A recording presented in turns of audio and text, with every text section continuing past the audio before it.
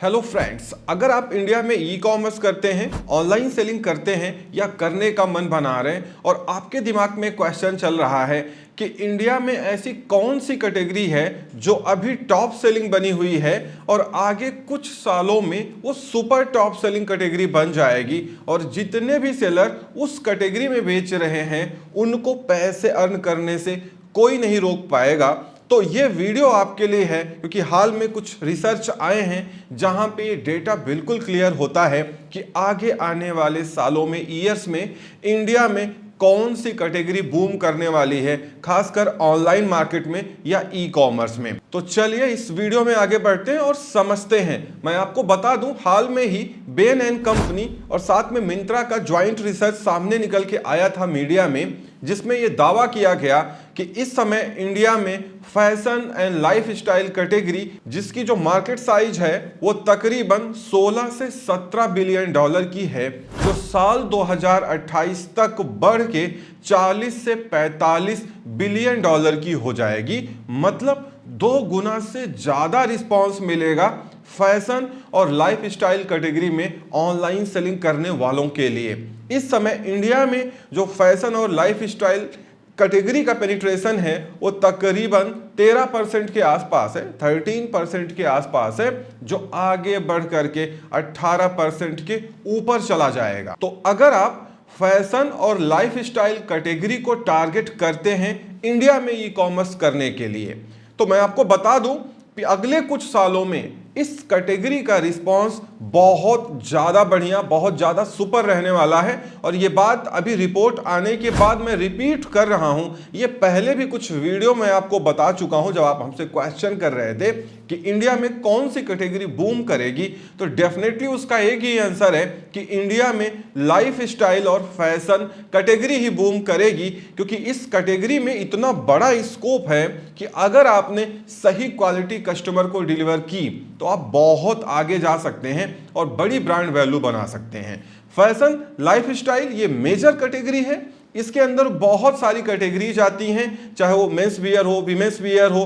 Kids wear हो या beauty products हो, ऐसे फूड वेयर हो, ऐसे बहुत सारी कैटेगरीज हैं जिनको आप टारगेट कर सकते हैं। और यकीन मानिए, अगर आप कोई मेंस वेयर या वीमेंस वियर या किड्स वेयर या फूड वेयर या ब्यूटी प्रोडक्ट्स वगैरह इंडिया में बेचते होंगे तो इसमें रिस्पॉन्स बहुत ज़्यादा है, ऑर्डर रेट बहुत ज़्यादा है। लेकिन जाहिर सी बात है, जब ऑर्डर रेट ज़्यादा है, पेनिट्रेशन बहुत ज़्यादा है, तो रिटर्न भी थोड़ा ज़्यादा ही होगा, जो कि ऑनलाइन सेलिंग का एक पार्ट है। तो मैं आपको बता दूं, रिटर्न रेट जो इस कैटेगरी का स्टैंडर्ड है वो तकरीबन 17.6% है on average in pan India, means India में। और अगर इसको एक अप्रॉक्सीमेशन में ना लेके पूरा देखा जाए तो लगभग 18% का है। तो अगर आपका रिटर्न 18% के आसपास है तो बिल्कुल ठीक है, क्योंकि ये देखा गया है कि फैशन और लाइफस्टाइल कैटेगरी में जो लोग अपनी क्वालिटी पे काम नहीं करते हैं, बहुत घटिया प्रोडक्ट बेचते हैं, उनके रिटर्न और रिफंड रेट 50 से 60% तक भी चले जाते हैं। क्योंकि जाहिर सी बात है,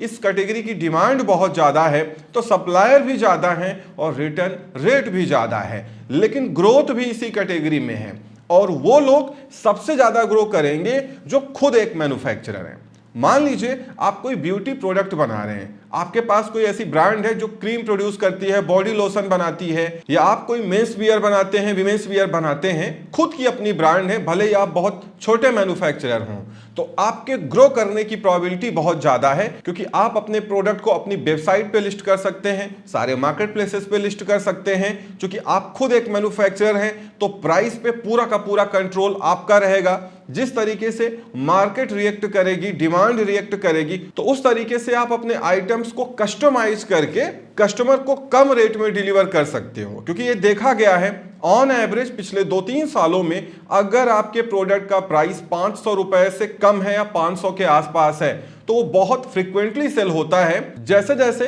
प्राइस बढ़ता जाता है, डिमांड या यूं कहें ऑर्डर रेट कम होने लगता है। तो साल 2028 तक ये कैटेगरी बूम करेगी और वाकई बूम करेगी, क्योंकि जितने भी लोग आप में से इस कैटेगरी में बेचते होंगे और उनके पास अच्छे प्रोडक्ट हैं, ये नहीं कि कहीं से खरीद के ला रहे हैं, कुछ भी लाके बेच दे रहे हैं, ऐसे लोग तो अभी कॉमर्स में चलने से रहे, उनका कुछ नहीं होने वाला। लेकिन अगर आप एक सीरियस ऑनलाइन सेलर हैं, आपके पास खुद का अपना ब्रांड है, ट्रेडमार्क है, अपनी खुद की वेबसाइट है, मार्केट प्लेसेस पे आप सेल करते हैं, तो आप ये बखूबी जानते होंगे कि फैशन और लाइफस्टाइल कैटेगरी ही एक ऐसी कैटेगरी है जो इस समय ई कॉमर्स में बहुत ज़्यादा चलती है, चाहे वो जो मार्केट प्लेस हो। और साथ ही साथ इस कैटेगरी की जो डिमांड है वो आगे आने वाले सालों में बढ़ती हुई चली जाएगी, क्योंकि इंडिया में लोग अच्छा पहनना चाहते हैं, अच्छा दिखना चाहते हैं, और उसको करने के लिए वो किसी भी हद तक चले जाते हैं। तो इसीलिए इंडिया में इस कैटेगरी को ग्रो करने से रोक पाना बहुत मुश्किल है। और इसीलिए बेन एंड कंपनी ने यह दावा भी किया है कि आगे आने वाले 2028 तक यह मार्केट शेयर लगभग 40 से 45 बिलियन डॉलर का हो जाएगा, जो अभी सिर्फ 17 से 18 बिलियन डॉलर का है। तो आई होप आपको समझ में आ गया होगा कि अगर आपको इंडिया में ई कॉमर्स में ग्रोथ देखनी है तो वो कौन सी टॉप कैटेगरी है जिसको टारगेट किया जाए तो आपको सक्सेस आसानी से मिल पाए, या आप तेजी से अपने ब्रांड को इंडिया में ग्रो कर पाएंगे। तो डेफिनेटली आप फैशन और लाइफस्टाइल कैटेगरी को ही टारगेट करिए, इसमें बड़ा स्कोप है। हाँ, मेहनत भी करनी पड़ेगी, क्वालिटी प्रोडक्ट प्रोड्यूस करने पड़ेंगे, हमेशा क्वालिटी ऑडिट आपको करना पड़ेगा, और जो आइटम ज़्यादा रिटर्न या रिफंड हो रहे हैं, क्या कमियां हैं, क्या कस्टमर की वॉइस है, उसका फीडबैक क्या है, रिव्यू क्या है, उसके हिसाब से आपको चीज़ों को कस्टमाइज करना पड़ेगा। इसीलिए मैंने कहा कि अगर आप मैन्युफैक्चरर हुए तो आप इसका बहुत अच्छा फायदा उठा सकते हैं और अपने ई कॉमर्स बिजनेस को इंडिया में बहुत तेजी से ग्रो कर सकते हैं। तो इस वीडियो में इतना ही, उम्मीद करता हूं वीडियो पसंद आई होगी। Thank you so much for watching.